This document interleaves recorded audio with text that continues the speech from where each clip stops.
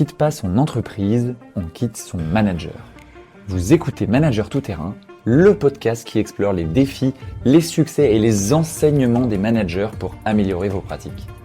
Je suis Simon Châtelain, directeur pédagogique chez MyConnecting, et ensemble nous allons partir à la rencontre de managers inspirants qui vont nous partager leurs conseils concrets et leurs expériences terrain pour devenir un manager plus efficace, humain et agile.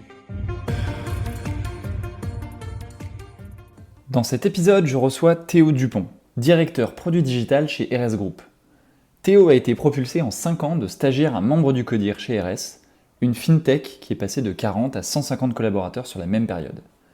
Il va me donner ses conseils pour fixer un cadre sans limiter l'innovation, comment fidéliser dans un secteur tech très concurrentiel et comment garder une culture d'entreprise quand on triple l'effectif. Bonne écoute. Bienvenue Théo. Merci. Et ravi de t'accueillir sur le podcast. Merci, ravi de participer à ce format. Est-ce que tu peux te présenter un petit peu pour qu'on sache qui tu es, ce que tu fais, où tu travailles ? Donc moi je m'appelle Théo Dupont, j'ai 27 ans, je travaille chez RS, donc dans le groupe RS. Je suis directeur produit digital, donc je suis arrivé chez RS il y a maintenant 5 années. J'ai un parcours un peu atypique chez RS, je suis arrivé en tant que stagiaire. Okay. J'ai commencé par un stage côté marketing où je travaillais sur des études sur le secteur de l'actionnariat salarié notamment. Puis après, je suis passé en stage de fin d'études chez RS, j'ai continué là-bas, je suis devenu salarié et puis aujourd'hui donc, je suis devenu directeur produit digital chez RS et donc je fais partie du comité de direction. Donc ça m'a permis de voir l'évolution de cette entreprise. Quand je suis arrivé, on était une quarantaine de personnes. Aujourd'hui, on est 150. Entre-temps, on a eu des opérations de rachat aussi d'autres entités. Donc c'est un groupe qui a énormément évolué et donc ça a amené pas mal de sujets d'organisation, de management évidemment. On a pas mal de thématiques autour de ça qui ont été amenées au cours des années. Trop bien. Et pour nous situer un petit peu, RS, ça fait combien d'années que ça existe ? Qu'est-ce que vous faites ? Alors RS, là on va fêter très prochainement nos 20 ans d'existence.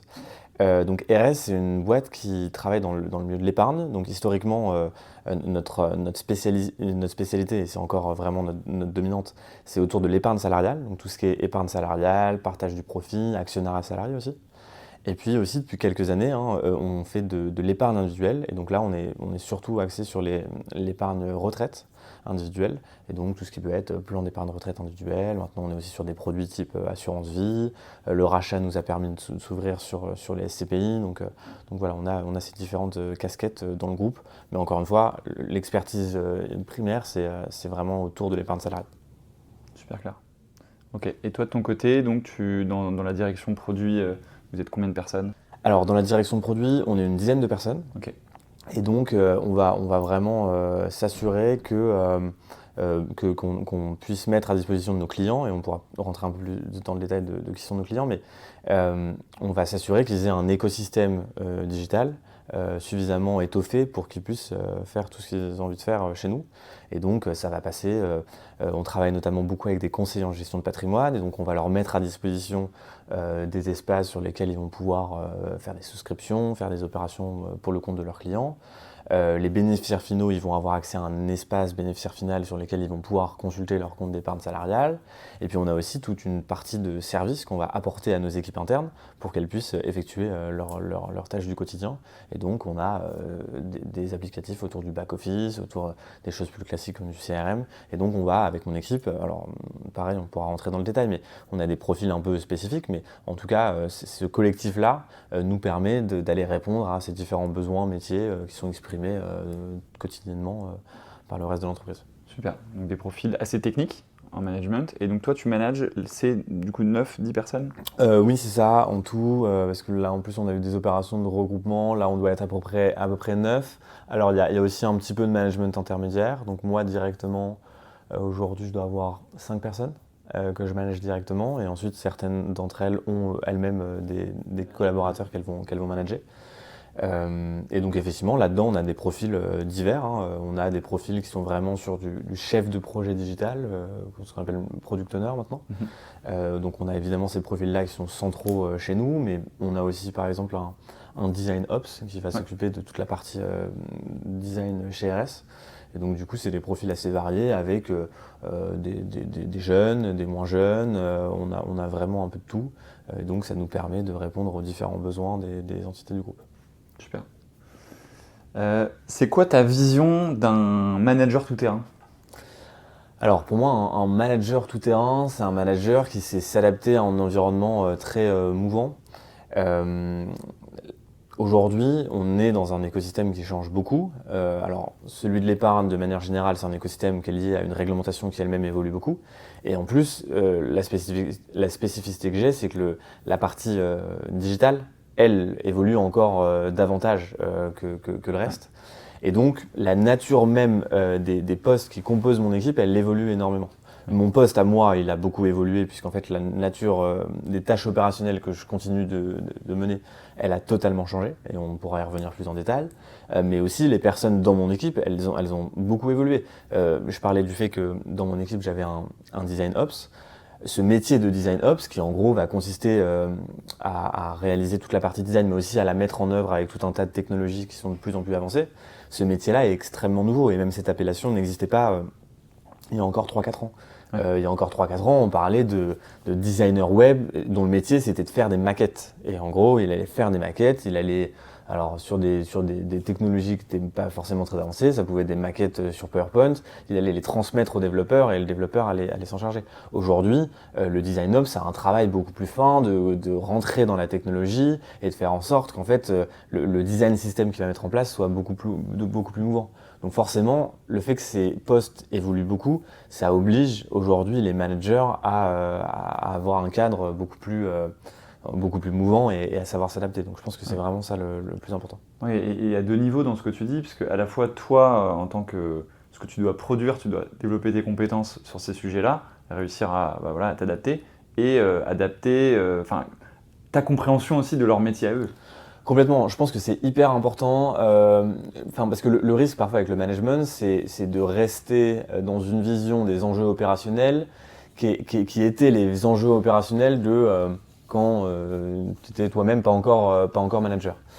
Et parfois le risque c'est qu'il y a un écart qui se crée entre toi et ton équipe parce que ton équipe va bosser sur des sujets très nouveaux, sur des technologies très nouvelles, avec des méthodes très nouvelles que tu n'as jamais toi-même expérimentées. Oui. Et donc je pense qu'un manager tout-terrain, il doit à la fois être capable d'accompagner ses équipes dans ce mouvement-là, mais aussi de les prendre en main lui-même pour pouvoir derrière challenger des choses.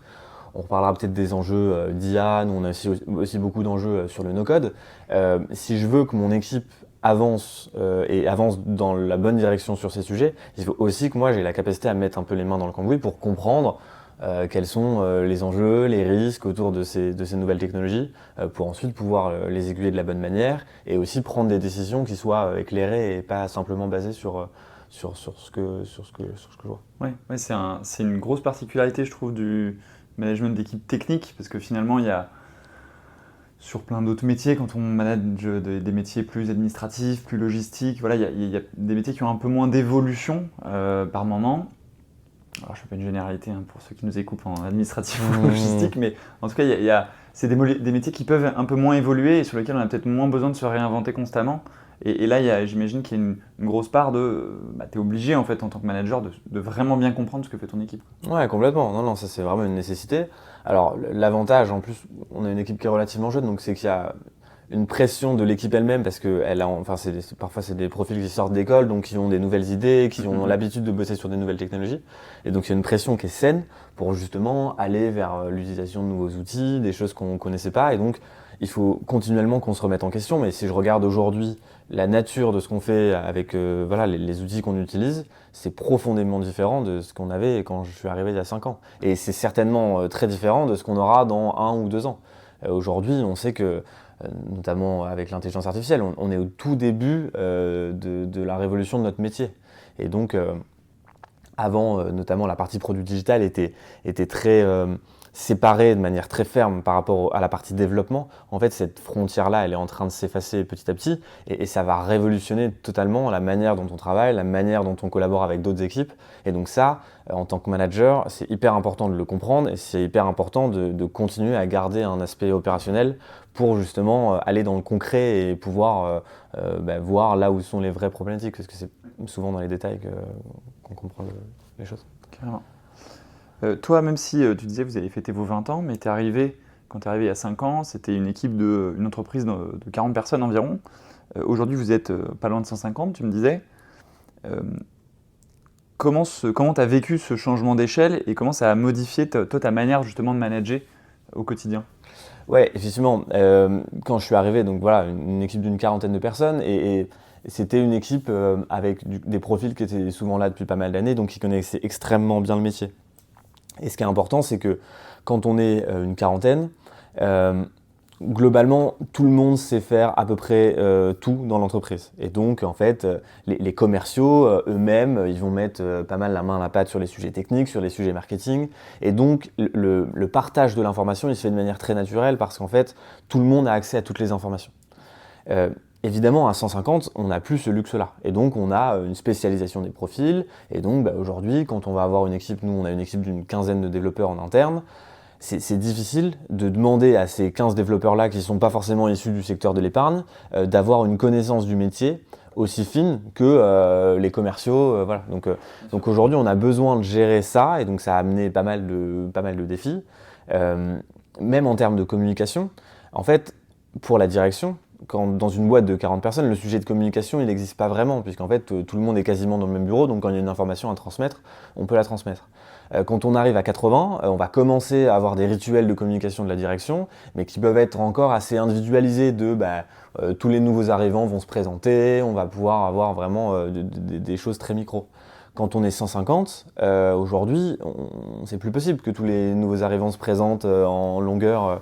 Donc on est obligé d'adapter les formats. Et donc c'est ça un enjeu. Donc ça nous permet de remettre en question de manière permanente notre organisation pour qu'elle soit cohérente. Mais ça amène aussi plein de difficultés parce que c'est notamment assez difficile d'ancrer des rituels dans la durée parce qu'on sait que ces rituels qui marchent à 150, demain, si on est davantage, ils marcheront peut-être plus. Donc il faut à la fois qu'on arrive à les faire évoluer, mais que cette évolution elle ne soit pas perçue comme une instabilité permanente. Sinon, ça peut aussi être anxiogène pour les équipes. Tu penses à un rituel en particulier qui a dû évoluer? Tu parlais du fait de se présenter par exemple devant tout le monde. Est-ce qu'il y a d'autres choses? Effectivement, non, mais je pense que cet exemple il est important. Aujourd'hui, on arrive encore, on a encore un peu de difficultés côté direction et on est encore en train de faire évoluer ces manières de communiquer. Comment on arrive à adresser des messages à l'ensemble des collaborateurs, qu'ils soient réunis ou non, ça c'est des choses qui évoluent. Pareil, on avait historiquement pas mal de séminaires d'entreprise. Aujourd'hui, on est plutôt passé sur des séminaires d'équipe parce que les séminaires d'entreprise, c'est compliqué. Donc, on continue d'essayer d'en faire parce que c'est important et on a besoin d'avoir des moments où on se réunit tous.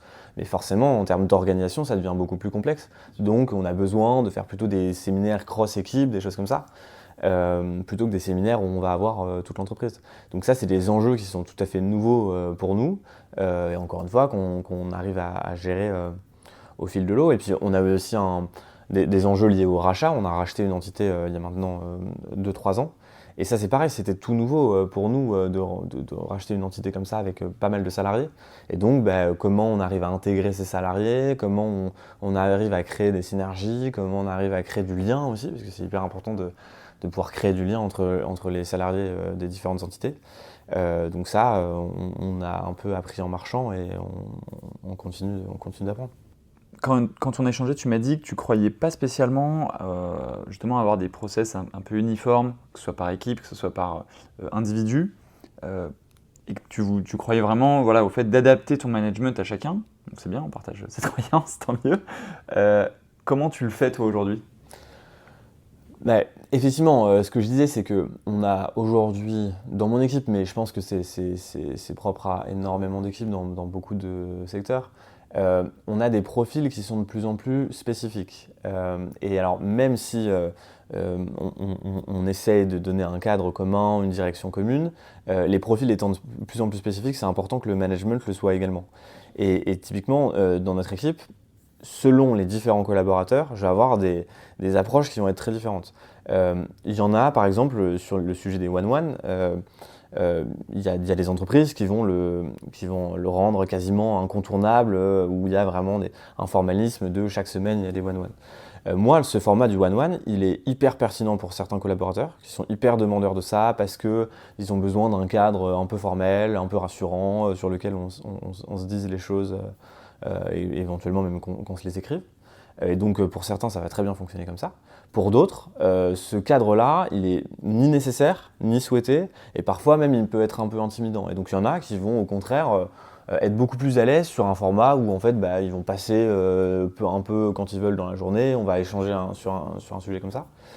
Et donc j'ai un peu fait le deuil au fil des années, parce que j'ai appris aussi en avançant sur cette carrière de management, mais j'ai appris à faire le deuil d'un format un peu uniforme qui fonctionnerait pour tout le monde. Parce que dans les faits, c'était toujours soit pas assez formalisé, soit trop formalisé selon les personnes. Et donc aujourd'hui, j'arrive plutôt à quelque chose où, selon les profils, on va avoir des modalités un peu différentes. Mais pour autant, c'est hyper important d'avoir des cadres communs.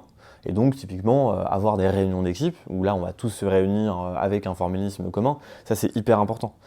Mais je pense que c'est important de jongler entre ces formats individuels qui sont hyper personnalisés en fonction des besoins de chaque collaborateur et des formats d'équipe où là par contre on a une structure qui nous permet d'avancer ensemble dans la même direction.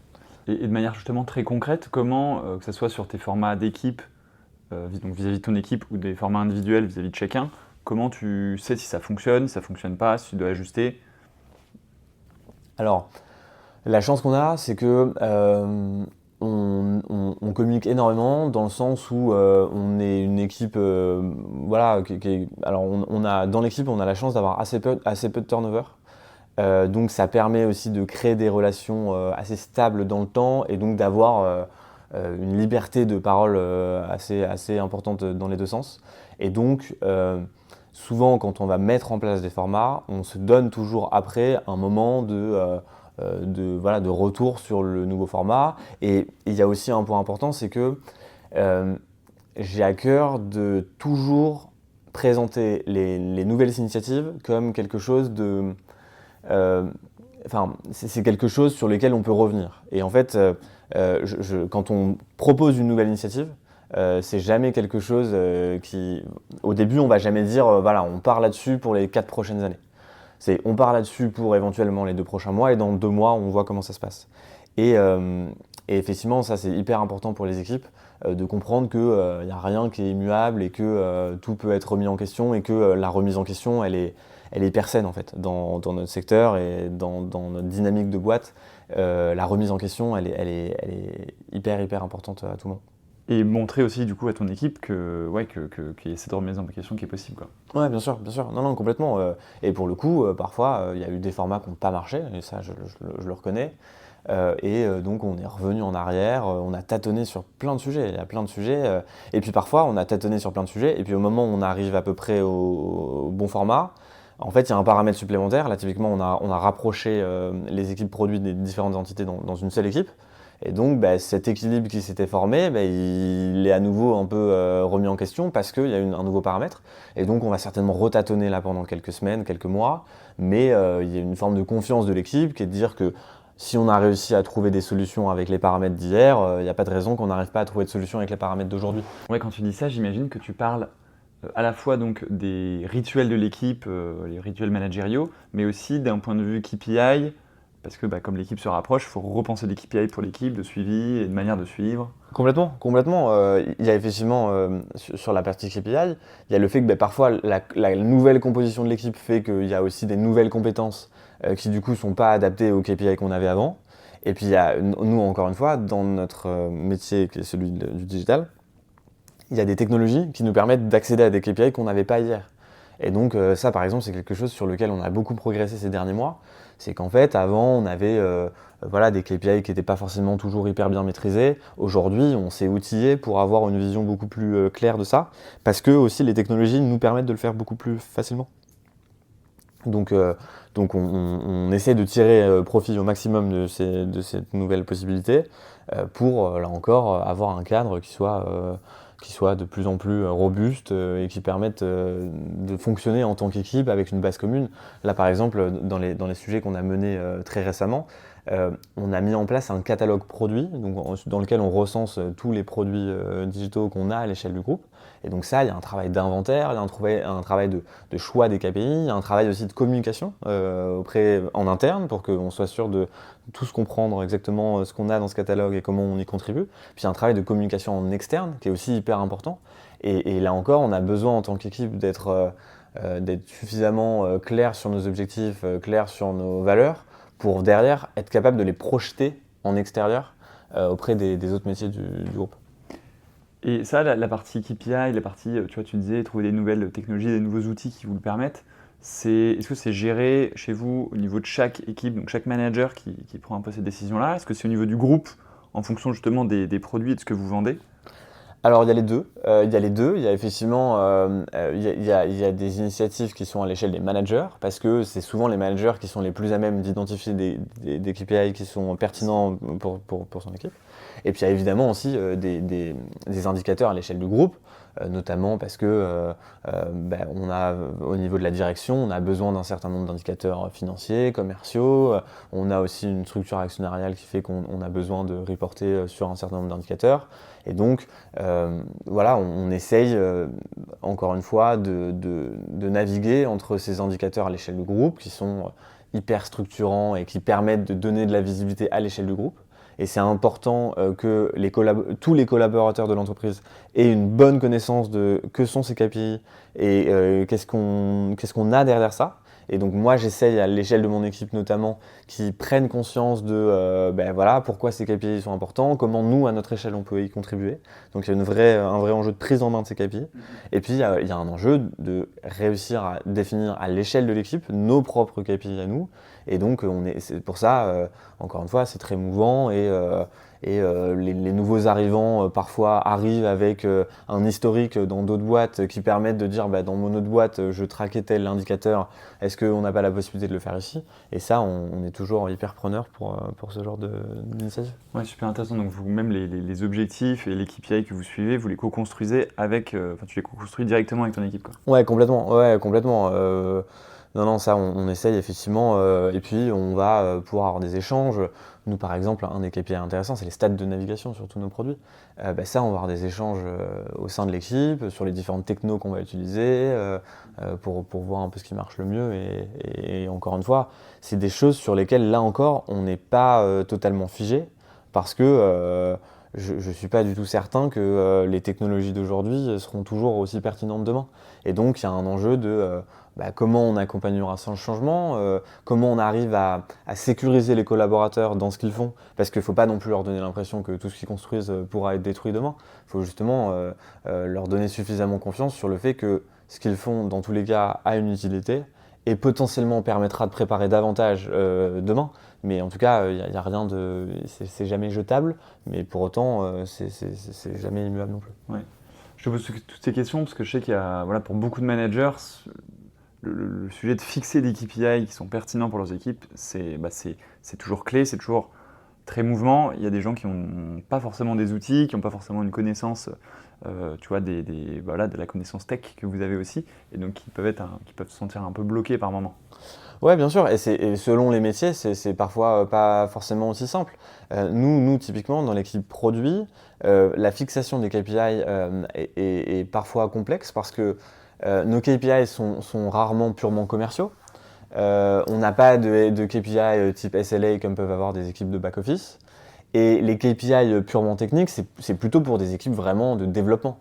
Et nous, on est un peu au milieu de tout ça, et donc il faut qu'on arrive à trouver des KPI qui soient pertinents. Et donc je parlais de stats de navigation par exemple, mais ça, ce travail-là, il est hyper, encore une fois, mouvant, et on essaie d'avancer. Mais voilà, selon les équipes, il y a parfois des complexités là-dessus. Tu parles justement de l'évolution des rituels, du fait que vous avez énormément grossi et qu'en fonction de tout ce qui bouge chez vous, forcément vous faites des adaptations. Comment vous avez réussi, comment tu gardes en fait une culture d'entreprise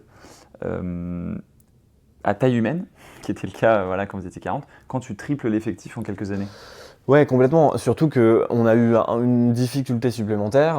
Moi, quand je suis arrivé chez RS, c'était juste après le premier confinement Covid. Et donc, je suis arrivé, mes premières semaines ont été complètement en télétravail. Et donc ça, c'était quelque chose de très nouveau. Nous, chez RS, mais comme dans beaucoup d'entreprises, hein, avant le Covid, le télétravail n'existait pas. Et donc, on a eu un double bouleversement avec à la fois des effectifs qui explosent et un recours au télétravail qui explose aussi, même si on est assez vite revenu sur un rythme hybride. Et je pense qu'on fait peut-être un petit peu moins de télétravail que dans d'autres boîtes. Mais donc du coup, ce double défi-là, il a été hyper difficile. Et donc on a eu à cœur de conserver des rituels d'entreprise. Et typiquement, je parlais tout à l'heure des séminaires. Alors même si parfois on était obligé de passer plutôt sur des formats de séminaires d'équipe, mais on a quand même réussi à garder des séminaires d'entreprise, qui sont des moments très très forts pour l'entreprise, qui développent un sentiment d'appartenance extrêmement fort. Et puis on a aussi, pareil, des soirées d'entreprise qu'on essaie de faire à intervalles réguliers. Ça, c'est vraiment des choses qui sont hyper valorisées par les collaborateurs et qui sont hyper précieux dans notre capacité à faire en sorte de créer du lien entre les collaborateurs. Et puis même dans notre quotidien, on essaie de créer plein de formats sur lesquels on peut échanger entre équipes. Nous, par exemple, côté produit, un format qu'on a introduit l'année dernière, c'est que un vendredi sur deux, on va présenter à l'intégralité de l'entreprise, alors c'est sur une base volontaire, donc ceux qui veulent viennent, on va leur présenter notre travail des 2 dernières semaines sur la partie tech. Et donc on va leur dire, voilà, on a travaillé sur cet outil-là, on est en train de sortir celui-ci, et donc elles vont pouvoir venir dans un moment de partage commun avec toute l'entreprise, où en fait tout le monde est là avec le même statut qui est celui de collaborateur du groupe RS, et tout le monde va pouvoir poser ses questions, et c'est quelque chose de très horizontal. Donc il y a vraiment un sujet là-dessus. Et puis après, ce que je disais tout à l'heure, c'est qu'à 150, on a forcément une spécialisation qui est beaucoup plus forte, mais on a à cœur de continuer à valoriser les dépassements de périmètre. Et quand je parle de dépassement de périmètre, je l'entends dans une vision plutôt positive. C'est qu'en fait, certes, on a des développeurs qui sont là maintenant pour faire du développement, mais pour autant, avoir des développeurs qui vont potentiellement contribuer à la conception intellectuelle d'un nouveau simulateur, c'est hyper précieux pour nous et on n'ira jamais le freiner pour ça. Et moi, dans mon équipe, forcément, on est un peu à la jonction de plein de métiers, que ce soit effectivement, bien sûr, le développement, mais les métiers, le marketing, etc. Et je sais que j'essaie d'encourager le plus possible mon équipe à sortir un petit peu du cadre qui est le cadre de leur travail en tant que tel. Parce que c'est aussi ça qui, non seulement qui permet de créer plein d'idées, mais c'est aussi ça qui permet de faire du lien avec d'autres équipes, de créer des échanges qui sont hyper riches. Et donc, c'est hyper important. Donc ça c'est très, très important. Et puis, on a une culture hiérarchique alors qui s'est forcément développée puisque la taille fait qu'on a besoin de clarifier un certain nombre de choses, mais on essaye de garder une forme d'horizontalité, en tout cas le plus possible, pour là encore ne pas brider l'initiative. Et dans l'équipe, on a des profils stagiaires, d'alternants, et ces profils-là sont hyper encouragés à aller voir n'importe quel collaborateur, à aller voir le directeur général s'il a une bonne idée. Et on essaie vraiment de ne pas créer de liens hiérarchiques trop forts qui brideraient un peu les initiatives. Voilà. J'interromps quelques instants cette conversation passionnante pour vous préciser que ce podcast est diffusé par MyConnecting. Chez MyConnecting, on accompagne vos projets de transformation en intelligence artificielle, management, RSE QVCT, mais également en soft skills, performance commerciale, bureautique et digitale et en langue. Le tout à travers un ADN pédagogique qui tient en 3 mots, hyper-personnalisation, accompagnement, performance. Retrouvez toutes les informations pour nous contacter dans la description. Tu dis justement que le périmètre des équipes, il évolue régulièrement. Tu prenais l'exemple de ton équipe, je crois où il y a eu une fusion il y a quelques temps. Comment tu gères ça justement en tant que manager, le fait que les périmètres évoluent vachement en fonction de comment l'entreprise évolue? Encore une fois, je pense que l'important, c'est vraiment de fixer une direction, de fixer des valeurs, de fixer je n'ai pas envie de dire cadre parce que justement, ce cadre-là a vocation à être dépassé. Mais en tout cas, une fois qu'on a ce socle-là, qui est un socle commun, et puis un socle aussi, pour moi, qui est hyper important, un socle d'empathie, de respect, de bienveillance mutuelle. Après, en dehors de ça, moi, je suis toujours très heureux quand mes équipes vont un peu au-delà de leur domaine de compétences. Et par exemple, tout à l'heure, j'évoquais le sujet du no-code, qui est en fait la capacité à développer maintenant des produits sans forcément générer du code informatique. Voilà.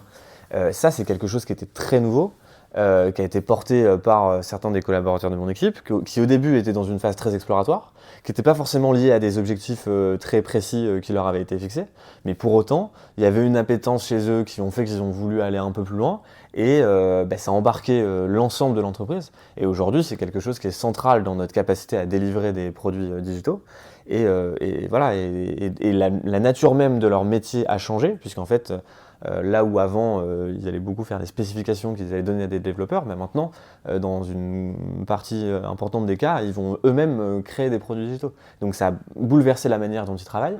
C'était pas forcément quelque chose d'attendu, mais pour autant, cette flexibilité qu'on s'est donnée à la base nous a permis d'explorer des nouvelles choses qui nous ont derrière permis de créer beaucoup de valeur. Ouais. Donc c'est-à-dire que vous arrivez à fixer un cadre, en tout cas, à chacun, tout en volontairement laisser beaucoup d'ouverture et de flexibilité sur justement ces nouvelles initiatives et cette ouverture de cadre. Complètement. Typiquement, quand on parle de cadre, ça peut être, nous, sur la partie digitale, on a un enjeu qui est extrêmement fort, qui est celui de la cybersécurité.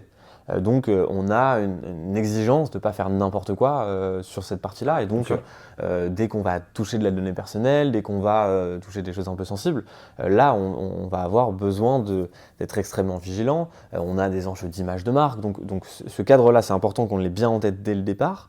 Mais une fois que ces principes-là sont respectés, après, effectivement, on peut aller très loin. Et encore une fois, la technologie nous permet de faire bien davantage de choses. Et je pense que la technologie permet de gommer une part de verticalité qu'on avait avant, parce qu'en fait, historiquement, peut-être qu'on avait davantage besoin des managers pour eux-mêmes être à l'initiative de gros projets. Là, j'ai l'impression que les nouvelles technologies, ça va tellement vite que le manager ne peut pas lui-même être au courant de tout ce qui se fait. Et donc, il a encore plus besoin de ses collaborateurs pour venir eux-mêmes pousser des sujets, venir présenter des initiatives. Et donc, voilà, je pense que c'est hyper important pour un manager d'être à l'écoute de ça, d'être pas dans une logique... encore une fois, on ne peut pas faire n'importe quoi, mais il faut vraiment être dans une logique d'ouverture pour ne pas passer à côté d'opportunités. Ok, très clair. J'ai deux questions. J'ai une première, c'est sur cette partie de cadre ouvert, on va dire. Comment t'expliques concrètement ce cadre, ce que j'attends moi en tant que manager. Imagine, ton équipe évolue, ce que j'attends de toi. Comment tu arrives à le dire, j'attends à la fois de toi cette fiche de poste, mais aussi cette ouverture d'initiative? On a assez peu de rituels, en tout cas des rituels individuels qui soient très formalisés. Par contre, on a quelque chose qui est commun à toute l'entreprise, c'est qu'on a pour chaque collaborateur un entretien de mi-année et un entretien de fin d'année. Bien sûr. Ces moments-là sont hyper précieux et j'essaie de faire en sorte que l'équipe prépare ces entretiens très sérieusement. Donc on a des questionnaires qui sont assez précis, qui sont plutôt bien faits. Et donc j'insiste sur le fait qu'ils passent du temps pour préparer ce questionnaire et qu'ensuite l'entretien, on passe aussi du temps pour vraiment que ce moment-là soit un moment assez fondateur dans l'année pour justement être capable de définir des objectifs. Et dans la définition des objectifs, il faut donc réussir à marquer des objectifs qui soient très concrets, qui sont ceux du cadre qu'on se fixe. Typiquement, l'objectif de respect de principes de cybersécurité, il doit être formalisé parce que c'est central dans notre métier. Mais par contre, il faut qu'on arrive à s'autoriser des objectifs plus larges, sans forcément qu'on ait dès le début des KPI qu'on puisse mettre en face. Mais en tout cas, c'est important, je pense quand même, de formaliser comme un objectif le fait d'aller lancer des initiatives. Alors évidemment, on peut orienter ces initiatives, aller plutôt dire on sent qu'il y a quelque chose à faire dans ce domaine-là. Mais en tout cas, je pense que c'est important d'avoir des objectifs qui soient pas trop orientés pour justement à la fin de l'année être capable de dire cet objectif qu'on s'était donné de manière relativement large, il a été accompli par ce truc très précis que tu as fait. Et ensuite, c'est ça qui permet les années d'après de réitérer avec potentiellement d'autres initiatives. Donc voilà, encore une fois, ce cadre-là de l'entretien, j'y suis très attaché parce que je pense que ça permet de se dire les choses et d'être certain que tous les messages ont été passés, que ce soit de moi vers les collaborateurs ou des collaborateurs vers moi. Je trouve que c'est hyper important Oui. à ce niveau-là. Donc c'est vraiment d'avoir le cadre via ces objectifs qui sont prédéfinis Complètement. aux entretiens de mi-année et fin d'année. Très clair.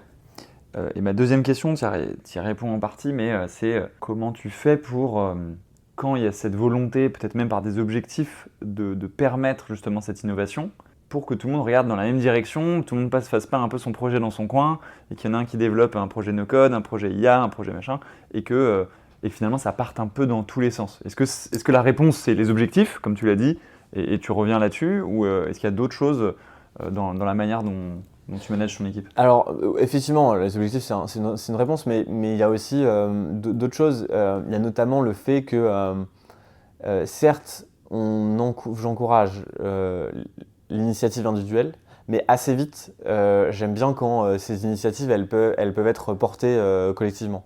Donc, typiquement, sur le no-code, ça va être un premier collaborateur qui va porter ce sujet-là, mais assez vite, il faut que potentiellement, ils se mettent en binôme avec quelqu'un d'autre, voire avec davantage de personnes, pour que très vite, ça devienne une initiative collective.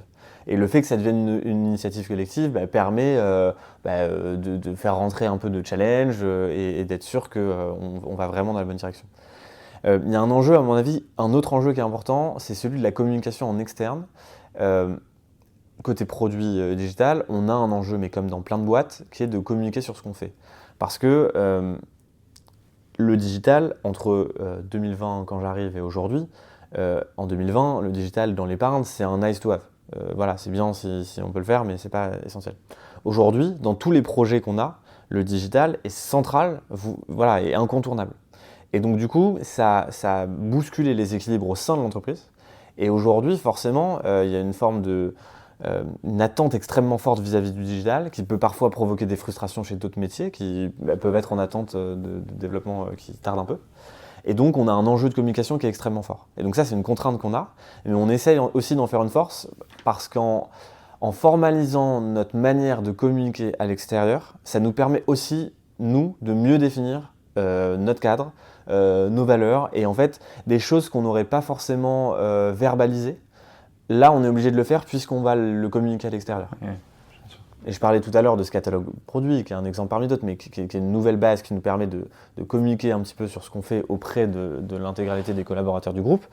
En construisant ce catalogue, ça nous a fait poser plein de questions sur justement ce cadre, pourquoi on l'a fait, est-ce qu'on est allé trop loin ici, est-ce qu'on aurait pu aller plus loin ici. Et en fait, ce travail de communication, il est hyper fécond et je pense que le processus de travail pour sortir cet outil de communication-là, il est presque plus important que la finalité qui est de communiquer auprès des autres équipes. Et donc je pense que c'est hyper important parce que ça permet de prendre une hauteur de vue qui est difficile à prendre dans nos métiers et qui est encore plus difficile à prendre dans un métier qui bouge énormément où en fait on a l'impression que tout est un peu remis en question à chaque moment. Oui, très clair. Tu parles pas mal, on a pas mal parlé de technologie, de digital. Il y a un challenge énorme qui est déjà à vos portes, c'est celui de l'IA. Comment vous traitez la question de l'IA en interne? Alors la question de l'IA, c'est effectivement une question qui est très d'actualité chez nous. Là encore, l'enjeu, c'est de se fixer un cadre avec des lignes rouges.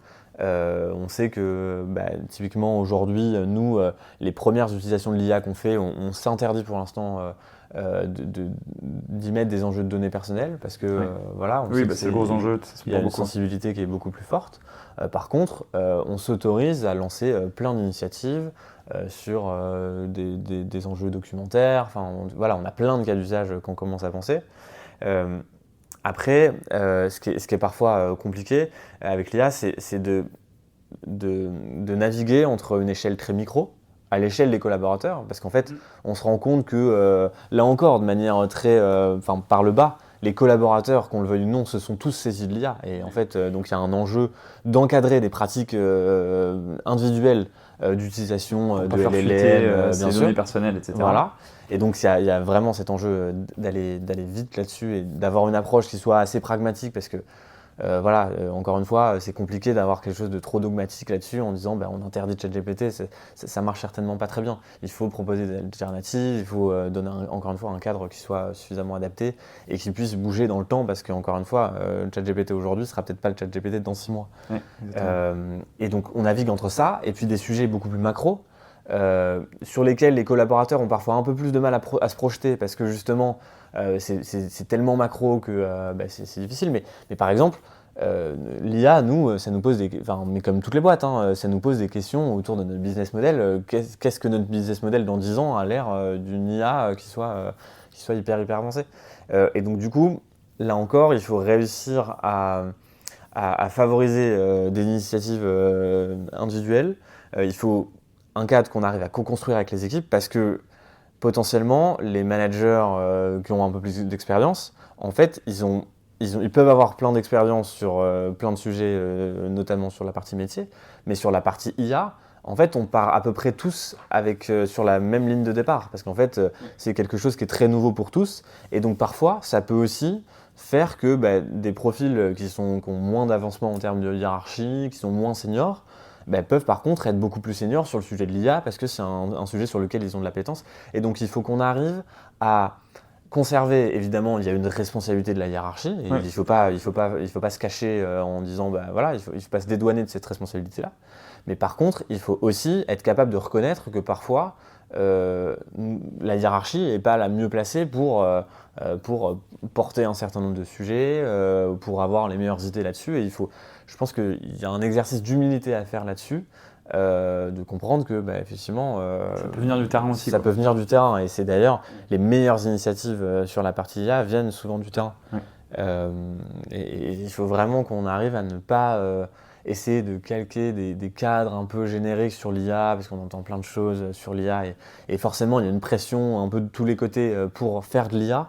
Mais si on part du principe qu'on veut faire de l'IA sans forcément penser cas d'usage dès le début, le risque c'est de se planter. Et le terrain, qui a peut-être moins cette pression de faire de l'IA pour faire de l'IA, eux, le terrain, s'ils veulent faire de l'IA, c'est pour répondre à des problématiques concrètes d'efficacité opérationnelle, de satisfaction client. Et donc c'est souvent plutôt à ce niveau-là qu'il y a les meilleures idées. Et est-ce que tu identifies, toi, des cas d'usage en tant que manager, c'est-à-dire au-delà de ta partie production vraiment, mais en tant que manager sur lesquels l'IA peut t'aider? Alors, effectivement, il y a plein de cas d'usage. Alors, il y a déjà un enjeu parfois qui est l'enjeu de la formalisation. Typiquement, le sujet des comptes rendus, c'est un peu le cauchemar de tout manager, de qui prend le compte rendu de la réunion. Ça, aujourd'hui, c'est plus un sujet et demain, ça le sera encore moins.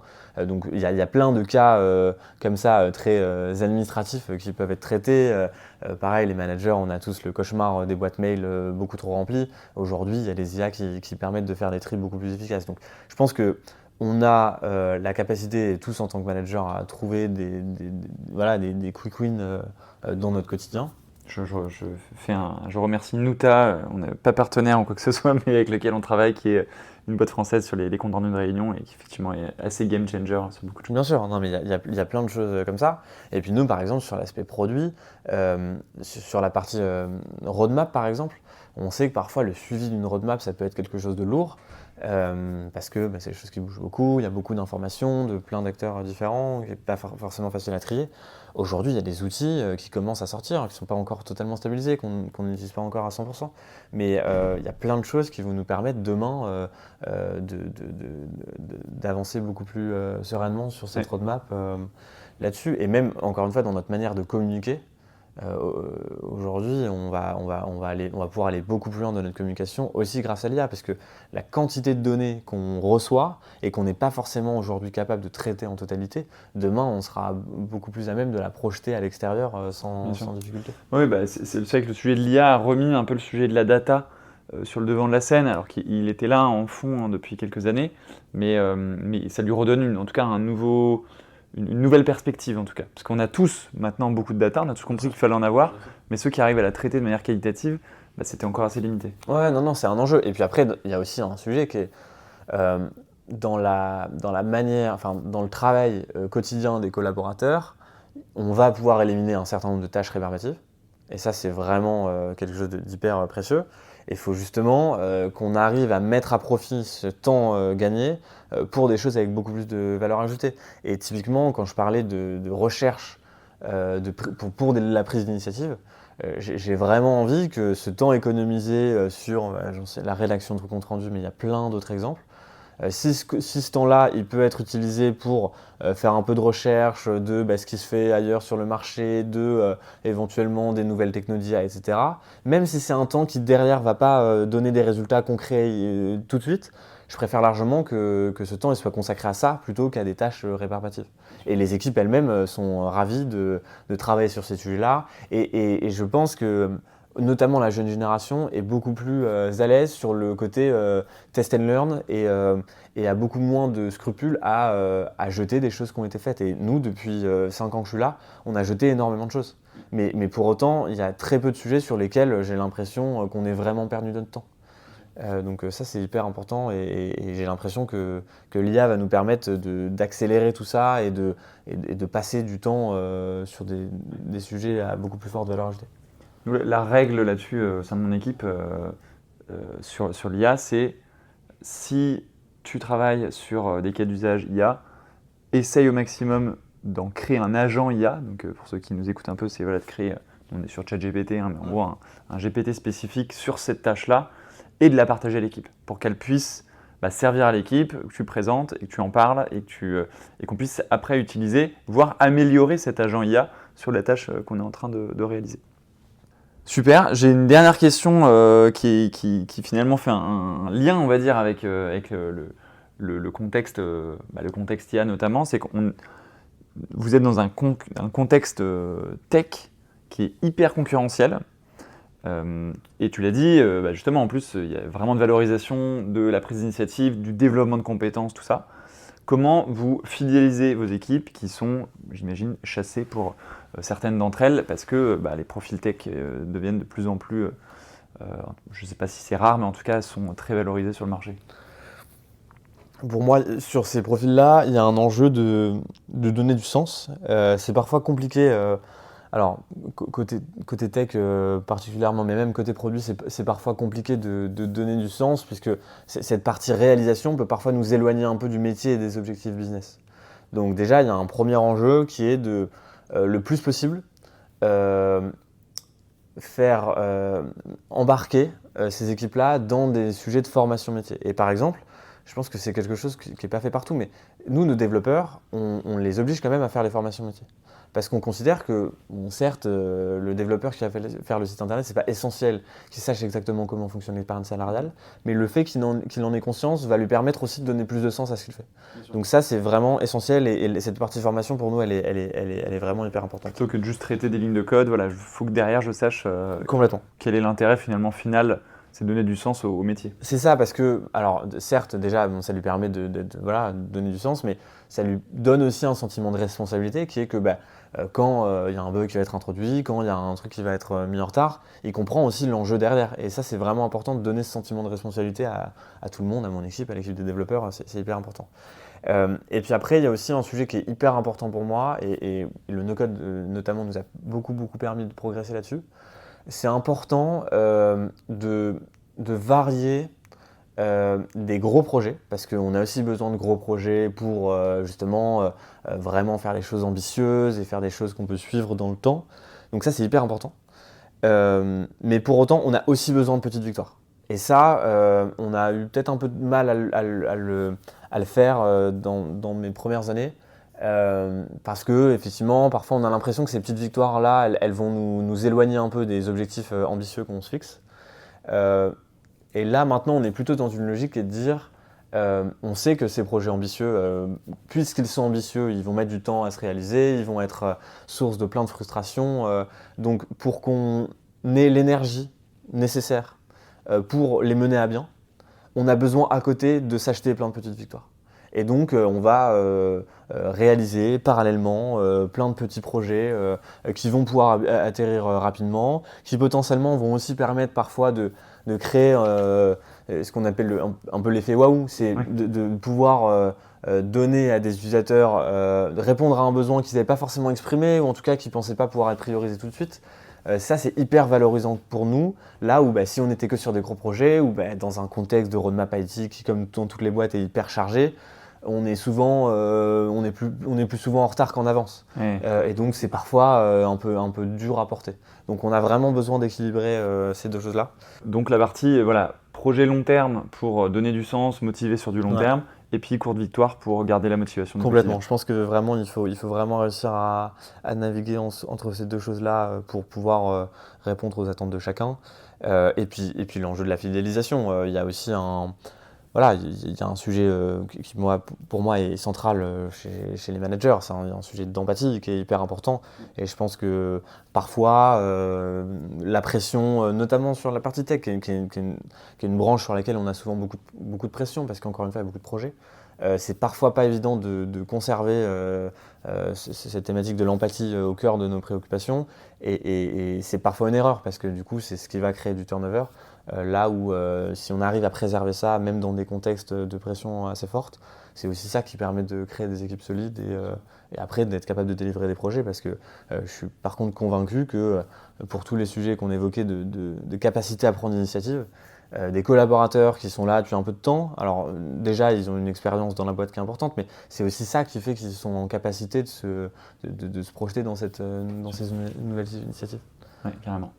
Si tu avais un seul conseil à donner justement à un manager, que ce soit dans un environnement scale-up, que ce soit un environnement plus tech, comme on le dit, qu'est-ce que tu aurais envie de donner ? Je pense que ce qui est hyper important, c'est de toujours penser la structure organisationnelle comme une forme vivante. Et il ne faut pas forcément chercher à contrer cette instabilité. Il faut vraiment l'accepter et il faut en faire une force. Je pense que c'est hyper important d'y croire en tant que manager, de faire un petit peu le deuil de l'organisation parfaite. Parce que cette organisation parfaite, elle n'existe pas. Et l'organisation parfaite d'aujourd'hui, même si on l'a trouvée, c'est certainement pas l'organisation parfaite de demain. Et donc, une fois qu'on a fait ce deuil-là, c'est justement de voir comment on arrive à en faire une force. Et non seulement il faut se convaincre soi-même, mais il faut aussi réussir à convaincre ses équipes que cette instabilité de l'organisation, c'est pas un problème en soi, c'est potentiellement c'est une opportunité. Et je pense que ces deux niveaux de conviction, ils sont pas évidents. Se convaincre soi-même, c'est difficile, convaincre les autres, c'est encore plus dur. Mais une fois qu'on a réussi à faire ça et que chaque collaborateur de l'équipe sait que, certes, on ne sait pas exactement où on va aller, on ne sait pas exactement quelle sera la nature de notre fonction, quel sera le scope exact de notre équipe, même parfois quel sera le nom de notre poste dans 2-3 ans. En tout cas, on sait qu'on va le faire dans un cadre qui sera cohérent, qui sera pas dogmatique, et qui permettra de répondre aux enjeux des clients. Et je pense qu'une fois qu'on arrive à se mettre dans cet état d'esprit, tout se fait de manière beaucoup plus fluide. Trop bien. Et dernière question, est-ce que tu as une expérience en tant que collaborateur qui t'a particulièrement marqué de la part d'un manager justement ? Alors oui, moi pour le coup, quand j'ai pris la responsabilité de cette équipe produit, ça s'est fait dans un contexte un peu particulier, mon manager a quitté l'entreprise de manière un peu précipitée. Et donc s'est posé la question de sa succession dans un cadre qui n'était pas forcément celui imaginé. Et à l'époque, du coup, celui qui était mon N+2 avait vraiment une démarche extrêmement saine, là encore, de reconnaître le fait qu'on rentrait dans une période d'incertitude, qu'elle était liée à un certain nombre de risques, mais que pour autant, les fondamentaux étaient là, et que du coup, cette période de risque pouvait aussi amener des opportunités et du coup, nous penser à revoir un peu notre organisation. Et effectivement, donc, ce qui s'est passé, c'est qu'il a réussi à me mettre suffisamment en confiance pour que j'ai envie d'aller sur ce challenge. Et le fait qu'il me mette en confiance et qu'il me donne ce cadre dès le début m'a permis après de re-challenger plein de choses et en fait de pas simplement être dans une fonction de remplacement de mon ancien manager, mais aussi d'envisager le métier un peu différemment. Et voilà, et donc je pense qu'il y a un enjeu de confiance qui est hyper fort et de transparence. Voilà, je pense que le sujet de la transparence, il est important. C'est que si à ce moment-là, ce manager-là était venu avec des idées beaucoup trop préconçues, peut-être que moi, ça m'aurait un peu, j'aurais été un peu sur les défensives parce que je rentrais pas à ce moment-là exactement dans ces idées. Le fait qu'il arrive de manière transparente en disant j'ai un certain nombre de réponses aux questions, mais il y en a d'autres auxquelles j'ai pas la réponse et c'est pas grave pour l'instant. ça a été aussi hyper rassurant pour moi et ça m'a permis de rentrer sur le poste tout en douceur et aujourd'hui je suis très content d'avoir eu cette opportunité et ça s'est plutôt bien passé. Trop bien. Bon, bah écoute, un grand merci. On arrive à la fin de l'interview. Est-ce que si on veut en savoir plus sur toi, si on veut en savoir plus sur RS, sur quoi tu nous renvoies? Ben alors on a un site internet, rs-group.com, sur lequel effectivement on va retrouver plein d'informations sur ce qu'on fait.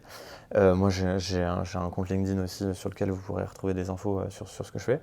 Mais en tout cas, j'ai trouvé l'échange hyper plaisant. C'est toujours hyper intéressant de parler de ces sujets de management. C'est vrai qu'on n'a pas forcément souvent l'opportunité de parler de ça parce que tout manager qu'on est, on est souvent pris dans nos sujets du quotidien et c'est parfois intéressant de prendre un pas de recul sur comment on fait tourner une équipe parce que dans les faits, voilà, c'est grâce à l'équipe qu'on a qu'on peut faire ce qu'on fait. Donc c'est hyper important de... Merci beaucoup. Ce qui était intéressant, c'est que voilà, on n'avait pas encore eu en plus de profil plus tech. Donc c'est aussi une autre vision, hein, pas une autre vision, mais d'autres enjeux. On a pu parler aussi pas mal de l'impact des outils, de l'IA, tout ça. Donc c'est ravi d'avoir eu cet échange. Merci Parfait. beaucoup Théo. Merci. À bientôt.